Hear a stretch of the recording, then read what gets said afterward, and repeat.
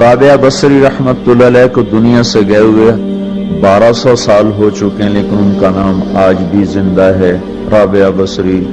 گلگت کی عورتوں کو بھی پتہ ہے رابعہ بصری کوئی بڑی اعلیٰ درجے کی خاتون تھی، پنجاب کی عورت کو بھی پتہ ہے، عرب کی عجم کی عورتوں کو پتہ ہے رابعہ بصری نہ کوئی شہزادی تھی، نہ کوئی ملکہ تھی، نہ کوئی وہ خوبصورت تھی، نہ کوئی خاندانی تھی، بلکہ عورت ہونے کے لحاظ سے ہر عیب اس میں تھا۔ خاندان اچھا ہونا چاہیے تو وہ غلام تھی، باندی تھی، شکل اچھی ہونی چاہیے تو وہ بدصورت تھی، کالی تھی۔ پہ چلو شکل بے کیسی ہو، خاندان کیسا، اولاد کے قابل تو ہو، رابعہ بصری اولاد کے قابل بھی نہیں تھی، بانج اس کو کہتے ہیں، جو عورت اولاد کے قابل نہ ہو اس کو اردو میں بانج کہتے ہیں، عربی میں عقیم کہتے ہیں، آپ کی زبان میں بھی کچھ کہتے ہوں گے، ہیں؟ شونی تھی۔ تو اب بتاؤ، عورت ہونے کے لحاظ سے کوئی چیز ہے؟ شکل، پہلا تاثر شکل کالی، دوسرا تاثر خاندان غلام، تیسرا تاثر اولاد کے قابل نہیں، بانج ہے، شونی ہے۔ تو 1200 سال کے بعد میں گلگت میں کیوں اس کا نام بلند کر رہا ہوں؟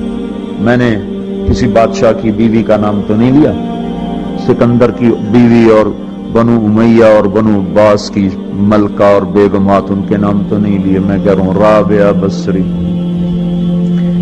ان کی عادت یہ تھی، وہ روزانہ عشاء کی نماز کے بعد غسل کر کے کپڑے بدل کے اپنے خامن سے پوچھتی آپ کو میری ضرورت ہے؟ اگر وہ کہتے کوئی نہیں ہے تو پھر پوچھتی مجھے اجازت ہے؟ وہ کہتے اجازت ہے تو پھر مصلی پہ کھڑی ہو جاتی اور فجر کی نماز تک مصلی پر کھڑی رہتی تھی۔ ان کا خامن جلدی فوت ہو گیا، جوانی میں ہی بیوہ ہو گئی۔ تو حسن بصری بصرہ کے امام، کیا سارے مسلمانوں کے امام تھے، وہ خود آئے، خود چل کے آئے کہ میں آپ سے شادی کرنا چاہتا ہوں۔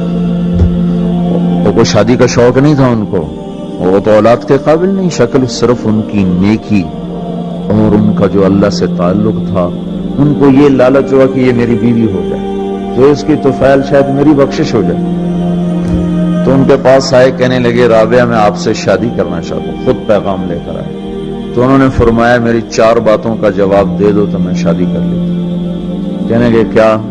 کہ یہ بتاؤ میں جنتی ہوں کہ دوزخی ہوں؟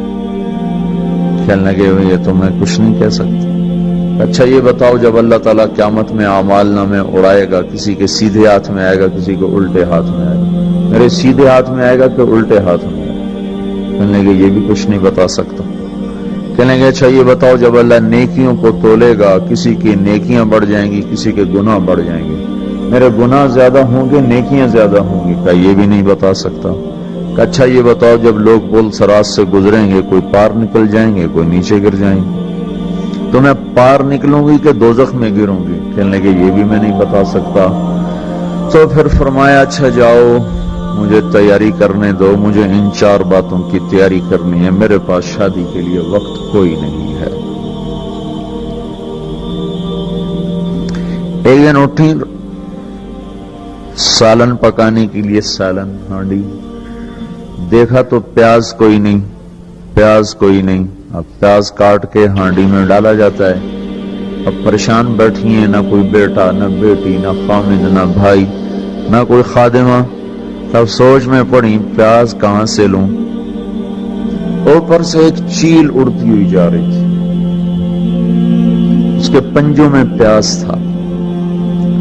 جب وہ اوپر آئی ہے تو اس کے پنجے چھوٹے اور پیاز سیدھا رابعہ بصری کی گود میں آ کے گرا۔ جو ہم سے دوستی لگاتے ہیں ہم پرندوں کو ان کا خدمت گزار بنا دیتے ہیں۔ ہاں، جو اللہ سے دوستی لگا لیتے ہیں اللہ دنیا ان کے لیے مسخر کر دیتا، اللہ دنیا ان کے پاؤں میں ڈال دیتا۔ تو جب ان کا انتقال ہوا، رات کو ان کا انتقال، تو اپنی خادمہ سے کہا بس 2-4 آدمی بلا کے مجھے جلدی سے دفن کر دو، کسی کو نہ بتاؤ، صبح لوگوں کو بتا دینا،